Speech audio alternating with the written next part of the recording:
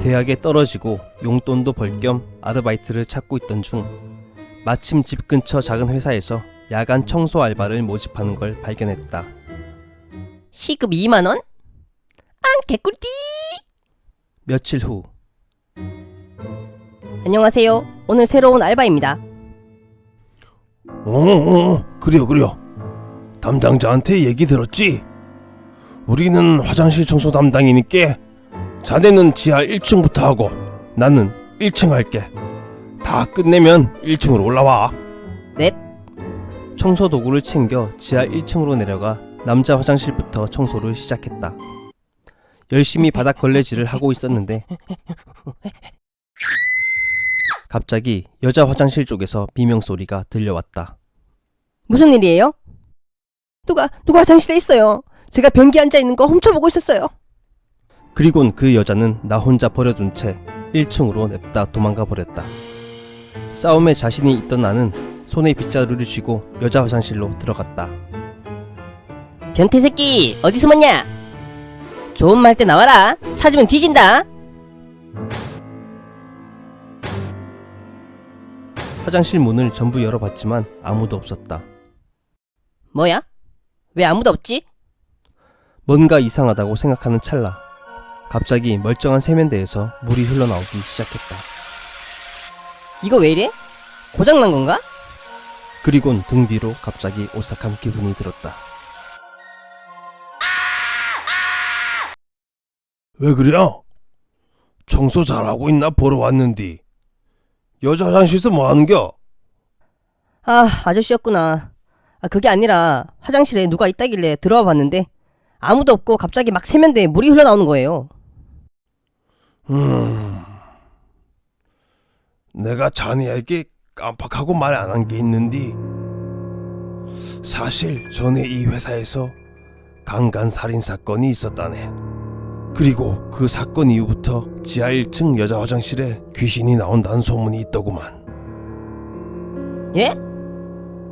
그럼 아무도 없는데 갑자기 세면대에 물 흐른 게... 그래요. 아마 귀신이 한 짓 같구만. 헐. 그럼 아까 그 여직원도 귀신을 본 거였구만. 응? 여직원? 무슨 여직원? 그 사건 이후로 이 회사에는 여직원이 한 명도 없어. 그리고 오늘은 야근 없는 날이라 남자 직원도 없고. 예? 진짜요?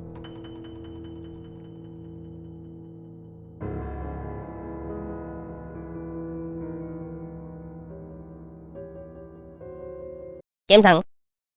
친구와 PC방을 가기로 했는데 약속 시간이 지나도 친구가 나오지 않는 겁니다. 짜증난 저는 친구네 집으로 갔어요. 근데 이놈이 방에서 아직 자고 있는 거예요. 야, 미쳤냐? 아직까지 자고 있냐?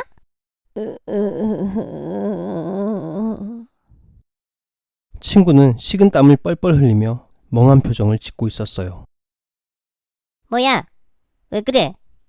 어디 아프냐? 야, 내가 꿈을 꿨는데 어떤 모르는 할머니가 진짜 맛있는 음식을 잔뜩 해놓고 먹으라는 거야. 너무 맛있어서 진짜 배불리 먹고 있었는데 다 먹었을 때쯤 할머니가 어디 좀 같이 가자고 하는 거야. 그래서 소화도 시킬 겸 따라가려고 했다. 근데 오늘 우리 할머니가 아침에 나보고 오늘 누구를 만나건 절대 따라가면 안 된다. 라고 하셨던 게 생각난 거야. 그래서 꿈에 나온 그 할머니한테 너랑 약속 있다고 어디 못 간다고 했어. 그러니까 갑자기 그 할머니 얼굴이 완전 무섭게 변하면서 내 머리를 잡고 끌고 가는 거야. 벗어나려고 발버둥 쳐도 힘이 엄청 세더라고. 예전에 할머니가 꿈에서 깨려면 기둥 같은데 머리를 박으라고 했던 게 생각나서 앞에 보이는 나무에 머리를 확 박으려 했는데 너 이거 누가 가르쳐주더니? 누구 할매가 가르쳐주디? 또 이러는 거야. 그래서 결국 꿈에서 못 깨고 또 계속 끌려갔어. 그러다 이상한 나룻배에 타서 그 할머니가 노를 저으며 가는데 마침 옆에 그 할머니 지팡이가 있길래 거기에 죽을 힘을 다해 머리를 확 박았는데 잠에서 깬 거야. 뭐야 무섭게. 야, 너 몸이 좀 안 좋은 것 같아. 오늘 그냥 집에서 쉬어. 친구도 너무 상태가 안 좋아 보이고 왠지 무서운 마음에 그냥 집으로 돌아왔습니다. 근데 그날 이후로 친구가 학교에 나오지 않고 집에만 있다고 하는 겁니다. 걱정은 되었지만 무서운 마음에 찾아가지는 않았습니다. 그러곤 한 달 후 주말이었어요. 집에 놀러 오라고 그 친구에게 연락이 왔습니다. 무서움도 있었지만 미안한 마음이 들어서 알겠다고 하고 바로 친구네 집으로 갔습니다. 집에 문이 열려 있길래 들어가서 곧장 친구 방으로 갔죠. 야, 나왔어. 반쯤 실성한 듯한 모습을 하고 있던 친구는 날 보더니 야, 우리 할머니 봐봐. 완전 미쳤어. 이러면서 미친 사람처럼 계속 웃더군요. 친구의 말을 듣고 불 꺼진 컴컴한 할머니 방을 봤는데 할머니는 허공에 대고 이렇게 말씀하시고 계셨습니다. 내가 가르쳐 준 거 아니요. 응? 정말 아니요. 잘못했어. 그리고 친구의 할머니는 얼마 되지 않아 돌아가셨습니다. 잘못했어. 겜상. 벌써 중국에 온 지도 2주일 가량이 되었다. 팀장님, 저 조사 다녀올게요. 그래, 거긴 버스가 많이 없다니까 버스 안 놓치게 잘 댕겨와. 외진 마을에 가서 인구 조사를 하는 게 나의 업무이다. 다행히도 이번 조사만 마치면 한국으로 돌아갈 수 있을 것 같다. 오늘 가는 마을은 하루에 버스가 2번밖에 다니지 않는 완전 오지 마을이다. 혹시라도 버스를 놓칠까봐 미리 도착해 버스를 기다린 덕분에 바로 버스를 탈 수 있었다. 근데 창밖 풍경을 보며 가던 중 문득 이런 생각이 들었다. 근데 왜 사람이 아무도 안 타지? 하루에 2번 다니면 많이 타야 되는 거 아닌가? 이상하게도 버스엔 나밖에 없었다. 그리고 6정거장 정도 지나니 사람들이 우르르 타기 시작했고 버스는 거의 만차가 되었다. 하지만 사람이 이렇게나 많은데 내 옆자리엔 아무도 앉지를 않았다. 뭐야, 나한테 무슨 냄새라도 나는 거야? 아침에 샤워했는데? 잡생각을 하다 보니 또 한 정거장을 지나쳤다. 이번엔 꽤 예쁜 젊은 여자가 버스에 탔는데 날 보더니 놀란 표정을 짓는다. 내가 그렇게 웃기게 생겼나? 얼굴만 이쁘지 싸가지는 없는 것 같다. 기분이 우울해 창밖을 보고 있었는데 그 여자가 내 옆에 앉았다. 게다가 필요 이상으로 내 옆으로 바짝 붙더니 내 귀에 속삭였다. 저기요, 이 버스 어디로 가는 버스인지 알고 탄 거예요? 무슨 개똥 같은 소리를 하냐는 표정으로 그 여자를 쳐다보았다. 그러자 여자가 다시 말했다.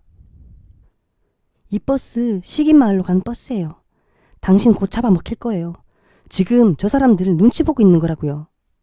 하긴 그런 중국 괴담을 들어본 적이 있는 것 같다. 장기를 팔아버리고 살은 먹어버린다는 마을. 탈출하세요. 도와드릴게요. 저도 어차피 다음 정거장에 내려야 해요. 거기서 기다렸다가 다시 내려오는 버스를 타고 돌아가세요. 여자의 말을 듣고 사람들을 쳐다보니 뭔가 기분 나쁜 표정으로 나를 힐끔힐끔 쳐다보고 있었다. 난 결국 공포감을 이겨내지 못하고 그 여자와 탈출하기로 마음먹었다. 버스는 곧장 다음 정거장에 도착했고 뒷문이 열리는 순간 여자와 나는 순식간에 버스에서 내렸다. 이제 살 수 있는 건가? 라고 생각하는 순간 우리의 뒤를 따라 버스에 있던 사람들이 괴성을 지르며 쫓아내렸다. 순간 발이 떨어지지 않아 얼어붙어 있는데 너무 고맙게도 여자가 내 손을 잡고 나를 이끌고 도망을 갔다. 그렇게 해가 질 무렵까지 도망을 다니다가 근처 산으로 숨어버렸다. 아, 정말 감사합니다. 덕분에 살았어요. 뭘요, 진짜 큰일 날 뻔했어요. 그래도 다행이네요. 이젠 혼자 먹을 수 있겠네요. 겜상.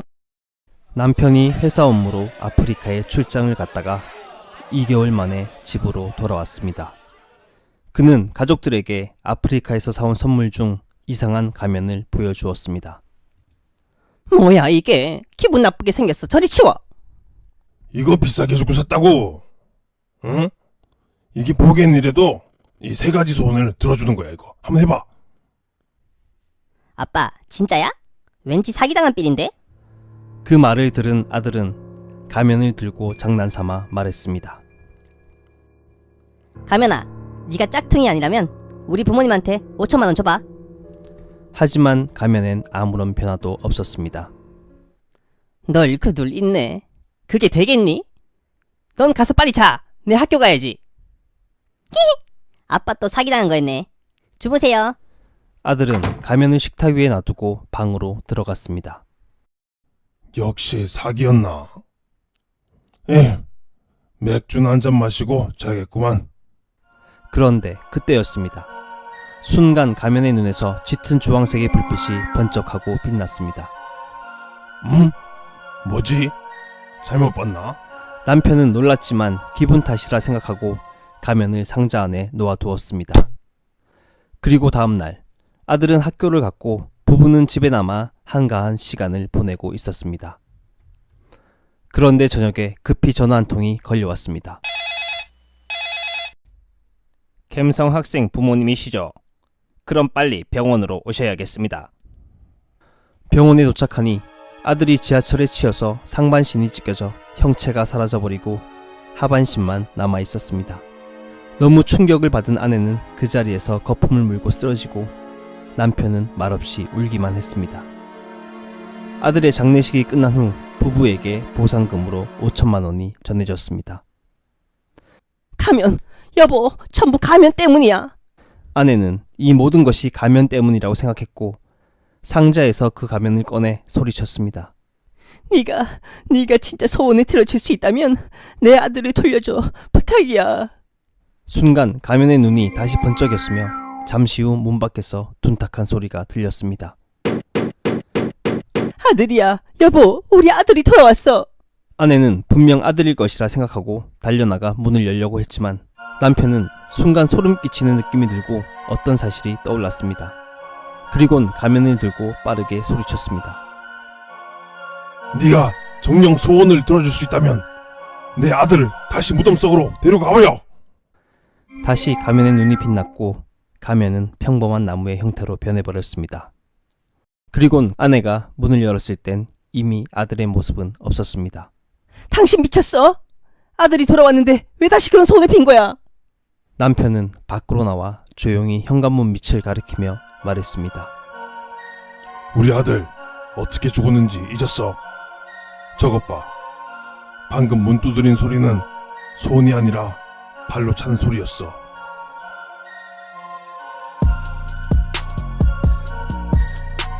겜상. 중학교에 다니는 남학생이 있었다.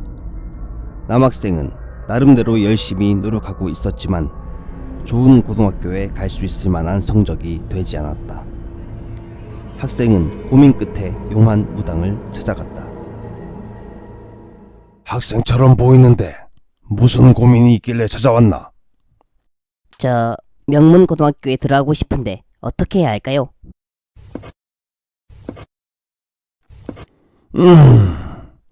이 부적을 가져가게. 그리고 밤 12시에 고양이 머리를 하나 구해서 이 근처 공사장에 있는 안 쓰는 화장실 알지? 그 안에 던져 넣어야 돼. 네? 고양이요? 그래. 하지만 머리를 던질 때 절대 화장실 불을 켜지 말고 그 화장실 안에 뭐가 있는지 알려고 해서도 안 돼. 절대 쳐다보지 마. 학생은 어차피 돈이 많이 드는 일도 아니어서 지푸라기라도 잡는 심정으로 그날 밤 동네 도둑고양이를 잡아서 무당이 시키는 대로 했다. 그 이후 신기하게도 학생은 성적이 쑥쑥 올라가서 가고 싶은 고등학교에 합격할 수 있었다. 그리고 3년 후 학생은 수능 시험을 앞두고 또다시 성적이 뜻대로 오르지 않았다. 너무나 대학에 대한 욕심이 강했던 학생은 다시 한번 무당을 찾아갔다. 저 또 왔어요. 이번엔 대학 입시요. 저번에 했던 거 기억하지? 이번엔 고양이가 아니라 개 머리를 구해서 던져야 해. 학생은 꺼림지겠지만 이번에도 시키는 대로 했고 공교롭게도 학생은 아슬아슬하게 대학에 합격할 수 있었다. 또 몇 년 후 대학을 졸업할 무렵 이번엔 고시 공부에 열중하고 있었다. 하지만 역시 점수가 뜻대로 나오지 않아 고민했고 이번에도 다시 무당을 찾아갔다. 이번엔 갓난 아기의 머리를 던져야 하는데 할 수 있겠나? 예? 간단하기요? 어떻게 사람 머리를 어떻게 해야 하지? 학생은 조금 갈등했지만 마지막이라 생각하고 결국 하기로 결심했다. 차마 살아있는 아기를 죽일 순 없어서 병원에서 태어나자마자 죽은 아기의 시체를 가방에 넣어 훔쳐왔다.